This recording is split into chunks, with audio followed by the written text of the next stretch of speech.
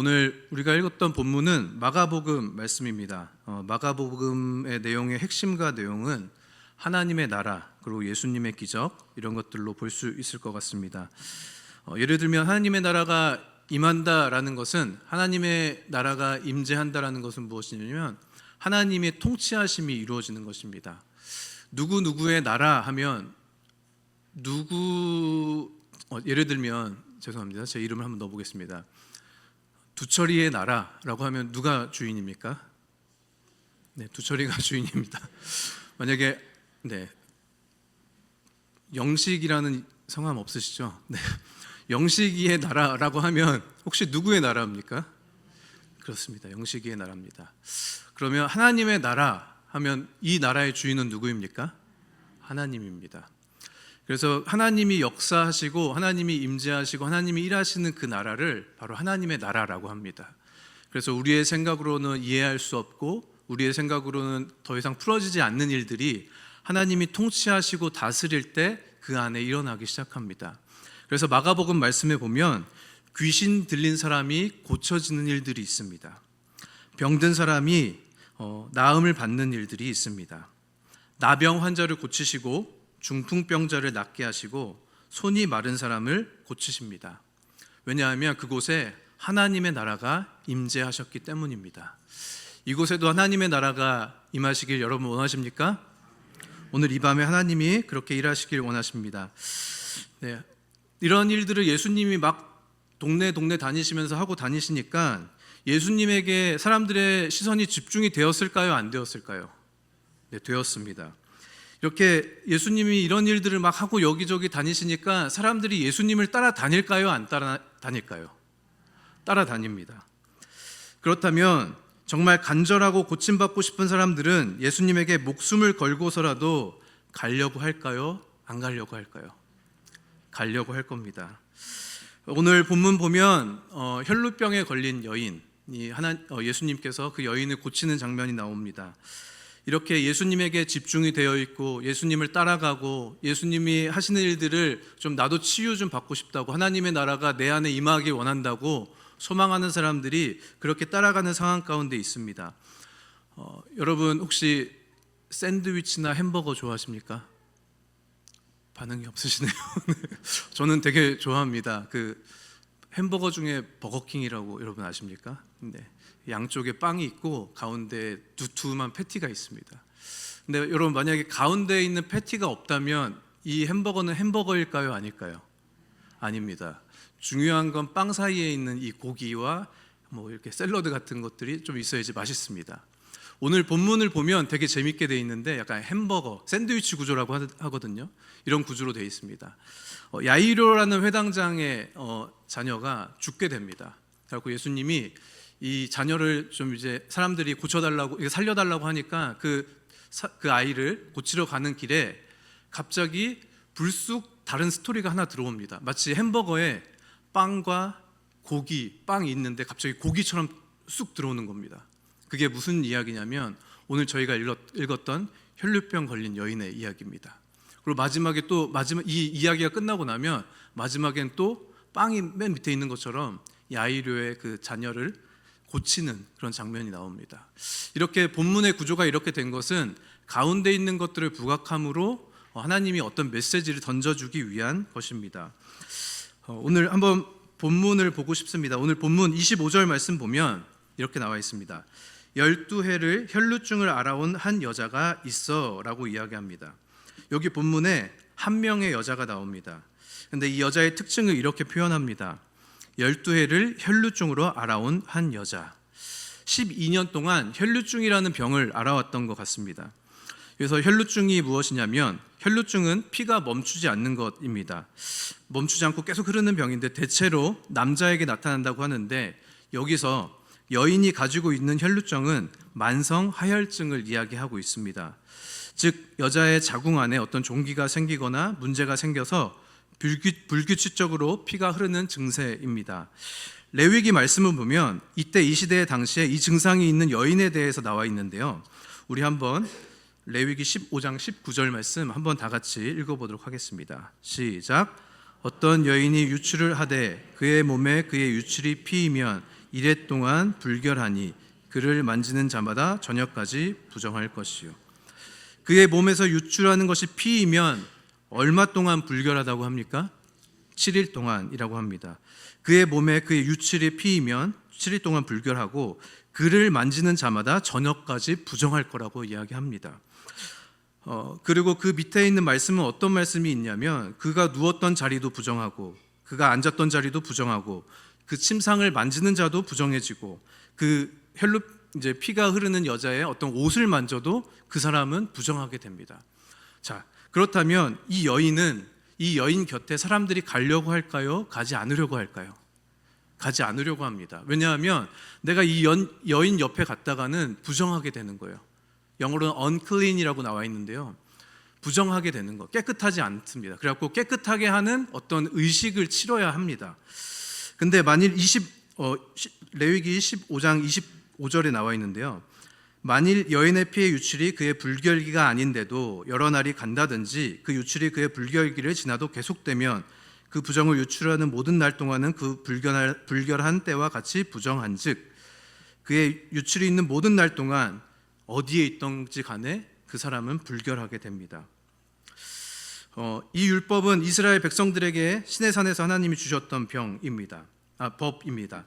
한마디로 이 병에 걸린 사람과는 접촉도 하면 안 되고 그 사람이 앉았던 의자에도 앉으면 안 되고 침대에도 같이 눕거나 그렇게 하면 안 되고 어떤 사람이 이 사람과 같이 동행하고 싶겠습니까?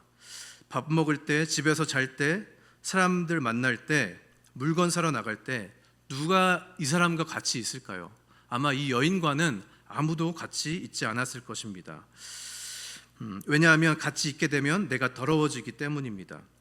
25절에 이제 이 피가 흐르는 것이 월경 기간이 아닌데도 지속되고 그 월경 기간이 지났는데도 계속되면 피가 흐르는 날 동안 계속 부정함이 유지된다고 이야기했습니다. 이 혈루증 걸린 여인이 몇 년 동안 혈루증 걸렸다고 나왔는지 여러분 기억하십니까? 12년 동안입니다. 한마디로 이 여자는 12년 동안 사람들로부터 손가락질 받고 12년 동안 사람들과 함께 할 수 없었고 어쩌면 본문에 나오지 않았지만 가족들도 이 여자를 멀리하고 버렸을 수도 있겠습니다. 이때 당시 수혈을 한다든지 영양 공급을 할 수 있는 상황도 아니었습니다. 그리고 얼굴과 몸은 얼마나 수척해졌을까요? 걸을 힘은 있기나 했었을까요? 제대로 먹고 살 수 있었을까요? 12일도 아니고 12달도 아니고 12년입니다. 여러분 성경에서 10이라는 숫자는 의미와 상징을 갖고 있습니다. 예수님의 제자가 몇 명이었죠? 12명입니다. 그 이스라엘 지파가 몇 지파였죠? 12지파였습니다. 오늘 나온 혈루증 걸린 여인이 몇 년 동안 혈루증 걸렸죠? 12년입니다. 10이라는 숫자는 완전한 수입니다. 어떻게 보면 이 여자의 병은 완전히 고칠 수 없는, 이 동네에서는 이때 당시 상황에서는 완전히 고칠 수 없는 병이라고 이야기할 수 있습니다. 혹시 우리가 이 여자와 같지는 않습니까? 여러분의 상황이 어떤 분들은 하나님께서 나의 이러한 죄는 용서하지 않으실 거야. 내가 이렇게 살아왔는데 내 삶이 이런데 용서하실 수 있겠어? 이런 부분일 수 있겠습니다. 아니면 어떤 분들에게 있어서는 이 여인과 같이 고립된 시간을 걸어가시는 분들이 계실 수 있겠습니다. 사람들이 함께하지 않았었고 좀 홀로 있는 고립된 시간 말입니다. 어떤 분들에게는 나의 몸은, 나의 가족은 더 이상 바꿀 수 없어 보이고 내 자녀의 신앙이 변화될 것 같지 않아 보이고 마치 12년 동안 혈루증 걸린 여인과 같은 상황. 내 몸의 결과는 더 이상 회복이 될 것 같지 않아 보이고 내 부부의 관계, 내 자녀와의 관계는 더 이상 회복될 것 같지 않은 그런 상황입니다. 이 여자의 상황은 극단의 상황에 놓여 있습니다. 완전 아무런 희망이나 소망을 바라볼 수 없고 기대조차도 할 수 없는 상황입니다. 근데 26절은 이 여자의 상황을 조금 더 자세히 나와 있습니다. 26절의 초반에는 이렇게 나와 있습니다. 의사에게 많은 괴로움을 받았고 라고 표현합니다. 의사에게 많은 괴로움을 받았다는 것은 무엇이냐면 의사 한 명만 만났을까요? 그렇지 않을 겁니다. 이 사람 찾아다니고 저 사람 찾아다니고 용하다는 의사 만나고 저 병원 다니고 며칠 동안 걸어가고 만나고 구걸해가면서 만나고 병이 있는 부위도 보여가면서 어쩌면 여자로서 수치스러운 시간을 보냈을 겁니다. 그렇다고 의사를 만나면 그냥 만나줍니까? 돈을 내야죠.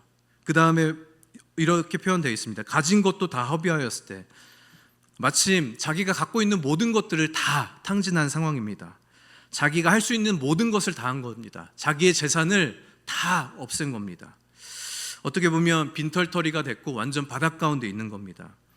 또 마지막 부분에는 아무 효험이 없고 도리어 더 중하였던 차에라고 표현합니다. 의사를 따라다니고 모든 자기의 전 재산을 다 바쳤는데, 자신의 모든 열정을 다 바쳤는데 아무런 효험이 없다고 합니다. 얼마나 암담하겠습니까? 그리고 그 병이 도리어 더 중하여졌던 차에라고 표현하고 있습니다. 한마디로 병이 더 나빠졌다는 겁니다. 그냥 최악의 상태가 아니라 그냥 최악의 상태입니다. 그냥 최악이 아니라 그냥 최악입니다. 더 이상 소망이 없습니다. 혹시 여러분 안에도 좀 그런 마음들이 있으신 분들이 있습니까? 정말로 아무런 소망이 없고 아무것도 붙잡을 게 없고 다 붙잡았는데 내 것은 다 없어지고 내 체력도 내 정신도 내 육체도 다 쇠잔하신 분들, 하나님이 오늘 이 시간 믿음의 도전을 하십니다. 믿음으로 나오라고 말씀하십니다. 근데요, 이러한 일들이 있는데 이 여자가 했던 행동을 한번 보고 싶습니다. 참 놀랍고도 재미있기도 합니다. 이대로 내 인생은 끝이구나라고 생각하는 그때 병자를 고치고 중풍병자와 문둥병자를 고치고 귀신을 내쫓았다는 예수님이 그 앞을 지나갑니다. 이 여자는 더 이상 여지가 없는 겁니다. 더 이상 방법이 없습니다. 목숨 걸고 그 예수를 따라가야 됩니다. 사람들이 자기를 멀리 했던 것도 알고 자기를 부정하게 여겼던 것도 알고 자기가 사람들 근처로 가면 그 사람들이 부정해지기 때문에 자기에게 돌 던질 거라는 것도 알고 있습니다. 목숨을 건 겁니다. 근데 그것도 두렵지 않습니다. 지금 눈앞에 보이는 것은 바로 예수입니다. 수많은 무리, 힘센 남자들 틈에서도 그 연약하고 연약한, 힘도 더 이상 이제 없는 그 여자, 그냥 다 없어진 그 여자, 예수를 향해 달려나갑니다. 체면이 필요 없습니다. 율법이 필요 없습니다. 목숨도 필요 없습니다. 이때 아니면 나는 더 이상 소망이 없다라는 그 생각이었습니다. 마지막 기회라는 마음이었습니다. 간절함입니다. 간절한 마음을 가지고 다가가는 겁니다. 오늘 이 밤에 하나님이 여러분에게 원하시는 것은 바로 이것입니다. 체면 차리지 않고 간절함으로 나오길 원하시는 겁니다. 있는 모습 그대로 나오시고 병이 있어도 걸림돌이 있어도 괜찮습니다. 오늘 이 밤에 여러분의 그 마음을 받아주실 것입니다. 28절 말씀 보면 이렇게 나와 있습니다. 내가 그의 옷에만 손을 대어도 구원을 받으리라 생각함일러라. 예수님의 옷을 손으로 잡습니다. 그리고 이렇게 생각합니다.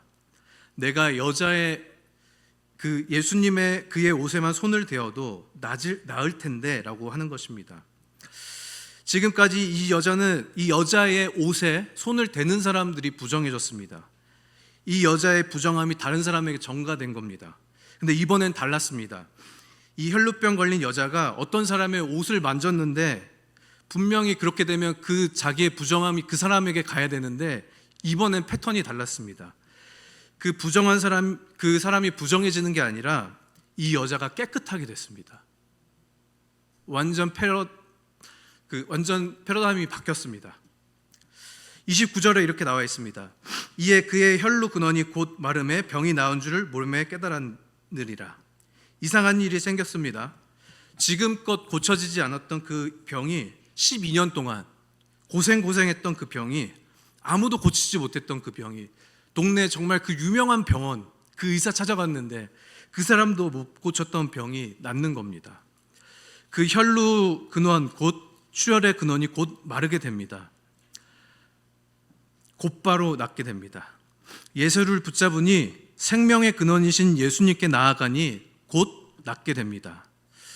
여러분이 아무리 생각하지 못하는 죄가 있을지라도, 우리가 이것들은 용서받지 못할 거야라고 생각하는 것이 있을지라도 우리 예수님께서는 그것을 해결하실 수 있는 분입니다.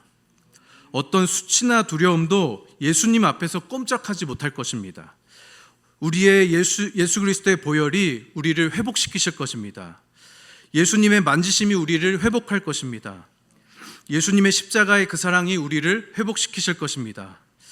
여러분을 붙잡고 있는 그 괴로움의 문제는 무엇입니까? 문제보다 더 크신 예수님을 바라보기 시작합시다.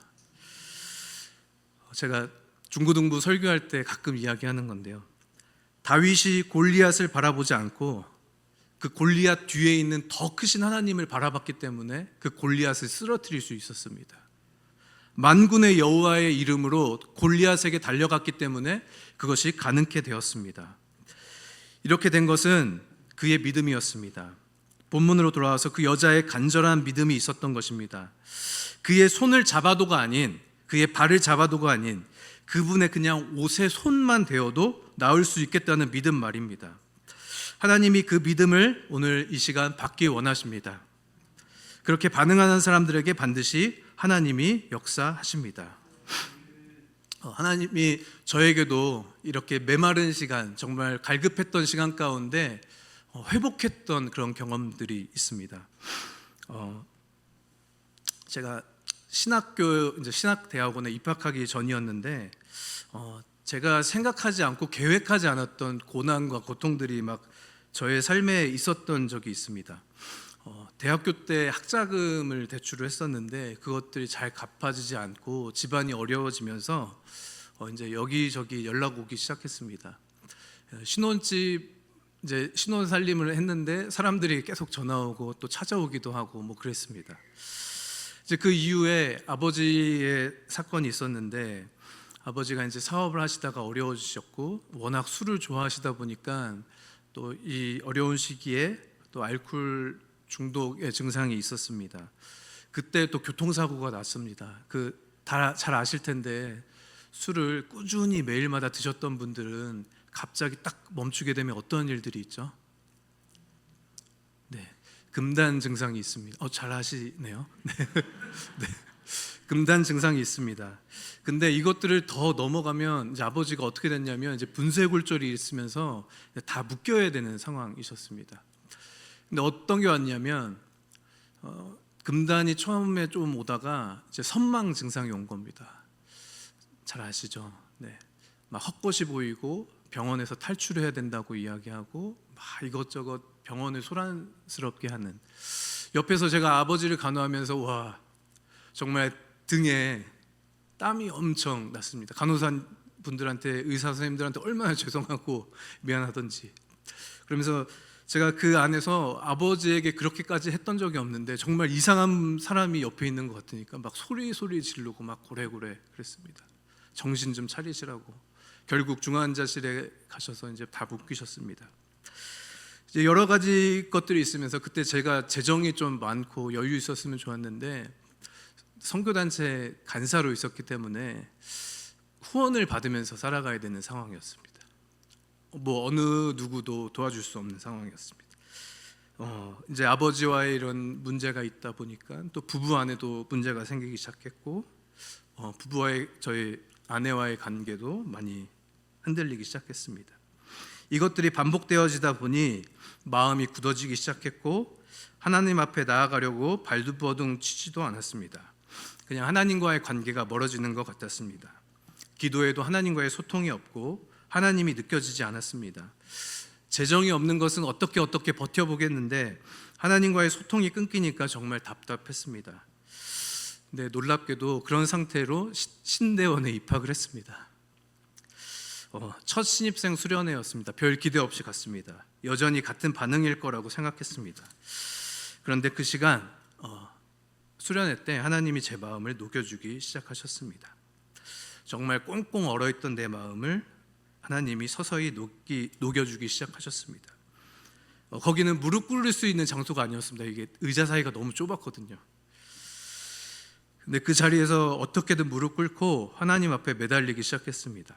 간절한 마음으로 하나님께 살려달라고 소리 질렀습니다. 제발 살려달라고 외쳤습니다. 몇 년 동안 꽁꽁 얼어있던 제 마음이 저도 모르게 하나님과의 관계에 거리를 두고 있던 제 마음이 회복되기 시작했습니다. 그 마음은 정말 그 마음은 이 혈루병 걸린 여자의 마음이었던 것 같습니다. 도저히 회복될 것 같지 않았던 마음이었습니다. 이것저것 해봐도 회복되지 않았습니다. 정말 그때 어떤 마음이 있었냐면 하나님이라는 존재를 좀 떠나야겠다라는 결정까지도 하기 직전이었습니다. 신앙의 마지막이었던 것 같습니다. 근데 하나님이 살려주셨습니다. 신학대학원 다닐 때 저희 서울신학대학원 대학교를 가면 이게 언덕이 되게 높거든요. 그 언덕을 올라가면서 항상 눈물을 흘리면서 다녔습니다. 그 회복하신 은혜가 너무 감사하고 예수님의 보혈이 나를 회복시키셔서 그 예수님의 보혈에 대한 찬양을 하면서 매일매일마다 예수 피를 힘입어라는 찬양이 있는데 그 찬양을 매일매일 하면서 그리고 신학교의 강의가 어떤 분들은 신학교 가면 믿음을 잃어버릴 수도 있다 뭐 이런 얘기도 들었는데 오히려 그 강의 하나하나가 단어 하나하나가 저를 살리기 시작했습니다. 너무 좋고 따뜻한 시간이었습니다. 오늘 밤에도 이 저녁에도 하나님이 우리에게 그 예수님의 보혈의 능력을 우리들 가운데 행하길 원하십니다. 근데 이 은혜는 모든 사람에게 저절로 주어지는 것이 아닙니다. 간절함을 가지고 그 예수님의 옷을 손을 댄 사람만 주어지는 것입니다. 우리 30절 말씀에 이렇게 되어 있습니다. 예수께서 자기에게 나간 줄을 알고 곧 스스로 아시고 무리 가운데 돌이켜 말씀하시되 누가 내 옷에 손을 대었느냐. 예수님을 에워쌌던 무리들은 굉장히 많습니다. 수많은 무리들이 이렇게 갔습니다. 근데 예수님이 누군가 나를 만졌다라고 하는 겁니다. 내 능력이 나갔다라고 하는 겁니다. 제자들이 이야기합니다. 예수님, 누가 내 옷에 손을 대었다고 물어보는 게 말이 되는 표현입니까? 이렇게 수많은 사람들 보십시오. 수많은 많은 사람들이 있는데 말입니다. 근데 예수님은 그냥 건성으로 예수님을 붙든 사람 말고 진심으로 진정으로 붙든 사람, 그 사람을 찾고 계셨던 겁니다. 결국 그 여자는 예수님께서 자기를 찾는 줄 알고 자기가 그 사람이라고 이야기합니다. 그때 예수님이 말씀하십니다. 너의 믿음이 너를 구원하였다. 평안히 가라. 내 병에서 놓여 건강할지어다. 하나님이 회복할 수 있는 사람은 단 한 사람입니다. 믿음으로 반응하는 사람입니다. 믿음으로 도전하는 사람입니다. 다른 어떤 것 의지하지 않고 오직 한 분 예수 그리스도만을 의지하는 사람입니다. 여러분, 수많은 무리들 중에 이 한 사람 되고 싶지 않으십니까? 여러분의 삶에 이 정말로 막막하고 도저히 안 될 것 같고 도저히 풀리지 않을 것 같고 회복되어지지 않을 것 같은 그때 하나님이 오늘 도전하십니다. 믿음으로 한 발을 내디뎌라. 체면 차리지 말고 목숨 걸고 나한테 나와라. 여러분의 삶에 적용하셨으면 좋겠습니다. 내가 예배 자리에 나갈 수 없는 상황이지만 내가 어떻게든 그 시간을 지켜보겠습니다. 내가 그 사람과의 관계에서 어떻게든 손을 먼저 내밀어 보겠습니다. 그 사람이 마치 예수님인 것처럼 정말 관계가 단절됐던 그 사람, 정말 깨어져서 더 이상 아무것도 해결될 것 같지 않은 그 사람에게 제가 한번 믿음의 손을 내밀어 보겠습니다. 여러분들 가운데 오늘 그렇게 하나님이 말씀하시고 도전하십니다. 하나님이 오늘 우리들 가운데 우리의 삶에 함께 하실 것을 믿습니다. 기도하시겠습니다.